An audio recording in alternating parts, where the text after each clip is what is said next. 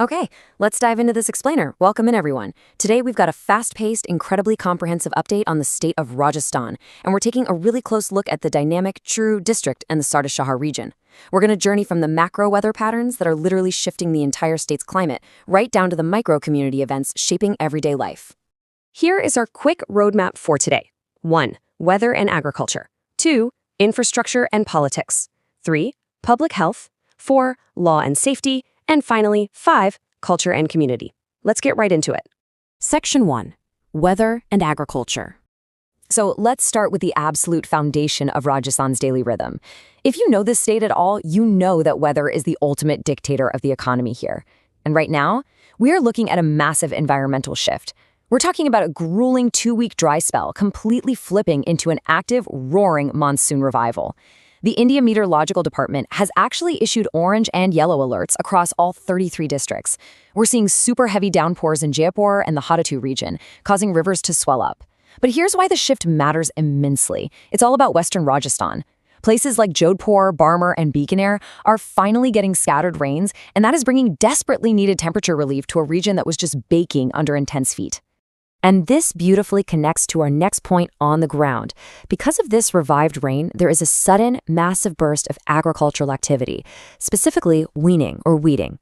Right now, literally as we speak, out in the fields of Churu and Sardarshahr, local farmers are working tirelessly to tend to their kharif crops. We're talking bajra, mung, gwar, soybean, and groundnut. You see, this rainfall isn't just weather, it's an absolute lifeline. It directly secures the livelihoods of these local farming communities. But, nature also brings its mysteries, which brings us to a rather surprising local fact. Over in Sonpulsar, a village in the Sardarshahr tehsil, these deep, totally unexplained craters have suddenly formed, creating a literal sinkhole. It's a fascinating geological puzzle. Right now, a geological survey team is actively monitoring the site, setting up a security perimeter just to ensure public safety while they try to figure out exactly what is causing this sudden land subsidence. Section 2, infrastructure and politics. And this brilliantly illustrates how the state is physically moving forward. We're shifting from agricultural foundations to the man-made engines driving Rajasthan. The state's infrastructural push is just massive right now. Under the Amrit Bharat station scheme, huge redevelopments are highly active across Jaipur, Kota, and Almer. But look at that fourth one. Churu Junction is also undergoing massive station upgrades. When you combine this with the newly launched special trains for NEET UG students traveling between Churu, Jaipur, and Alwar, you see a state that is rapidly, physically connecting its citizens and totally modernizing its transit hubs. Beyond the railways, the local economy is getting a multi-tiered boost. First up, the Bhajan Lal cabinet recently met to propose brand new policies focused squarely on youth employment and industrial allocation. Next, the RAICO industrial parks are launching MSME e-auctions to really spur local manufacturing and small business growth. And third, to keep all this new trade flowing smoothly, major patchwork and resurfacing have aggressively kicked off on the critical Bikaner-Jaipur and Hanumangarh-Kishanagar mega highways. Meanwhile, on the political front, things are incredibly active right now with upcoming by-election preparations. But a major point of dialogue currently centers around the Uniform Civil Code, or UCC. Now, on one side, you have the state government actively drafting Uniform Civil Code procedures and gathering public suggestions. But on the other side, the Congress Party is demanding that the actual drafted document be released fully before any public suggestions are even sought. It's a significant legislative debate, and we are certainly watching closely as it develops. Section 3, Public Health and Medical Benefits. Let's move into what I like to call the lifeline segment of the state. This is all about how the government is proactively protecting the physical well-being of its citizens. The absolutely crucial point here is the massive expansion of the cashless medical scheme. This expanded policy now allows Rajasthan patients to receive cashless medical treatment in hospitals across neighboring Gujarat, Delhi, and Haryana. I mean, think about what this means for a family, right? For anyone needing specialized out-of-state care, this policy removes a colossal financial barrier during what is already a highly stressful time. It is a massive expansion of the healthcare safety net. Back within state borders, there's an intense fight on the ground against seasonal diseases caused by all this recent monsoon humidity.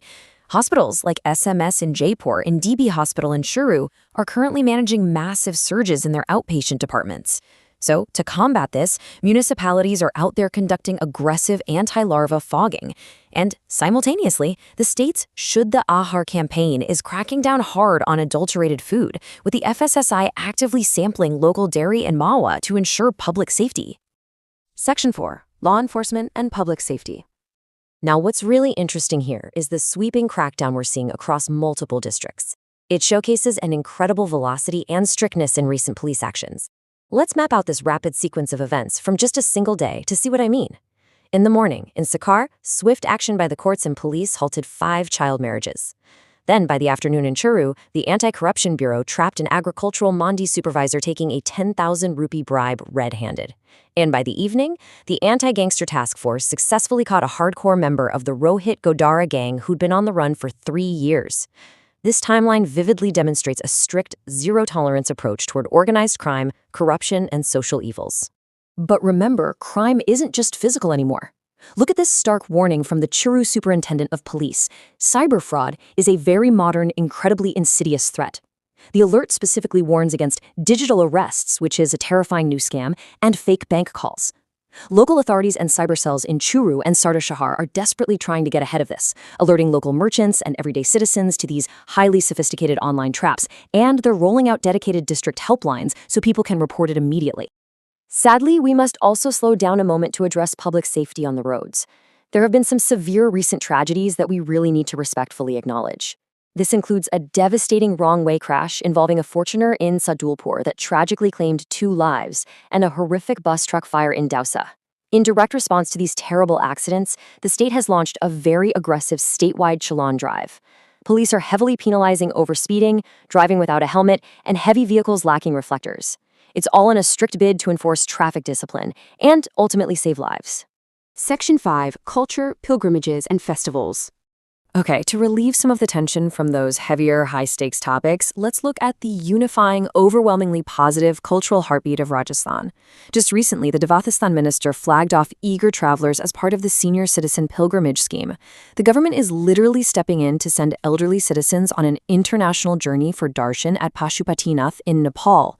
It's just a fantastic, heartwarming, government-supported community welfare program that deeply honors the elders of the community by helping fulfill their spiritual aspirations. Closer to home, the state is gearing up for some massive, large-scale religious gatherings. We are talking about colossal footfalls for the upcoming Ramdevra Badwa Mela and the Salasar Balaji Hanuman Janmotsav. The community coordination required here is simply immense. Along the highways, particularly the Churu-Ratamgarh stretch, local communities are coming together to set up bandaras, service camps, to feed and shelter the foot pilgrims. Meanwhile, the police are heavily enhancing security and CCTV monitoring to manage these incredibly devoted crowds safely. I want you to focus on this number for a second: 500. That is the exact number of saplings planted just recently by local youth clubs and the Nehru Yuva Kendra in public spaces, all as part of the beautiful Ik Paid Maa Ki Naam campaign. And right alongside this massive green push, NGOs and social organizations across the districts are diligently setting out water pots, or parindas, for birds so they can survive the shifting weather. It's just a tremendous testament to the local, on-the-ground dedication to environmental conservation. So let's bring it all together. With rapid infrastructure growth completely modernizing the transit hubs, a beautifully revived monsoon saving the rural harvest, and sweeping law enforcement actively cleaning up the streets, what is next for Rajasthan's evolving economy and society? This dynamic balance of deep-rooted cultural tradition and aggressive modernization is what makes the state endlessly fascinating to watch. I really hope this explainer gave you a crystal-clear understanding of the forces shaping Rajasthan and Churu today. Keep learning, stay curious, and hey, thank you so much for joining me.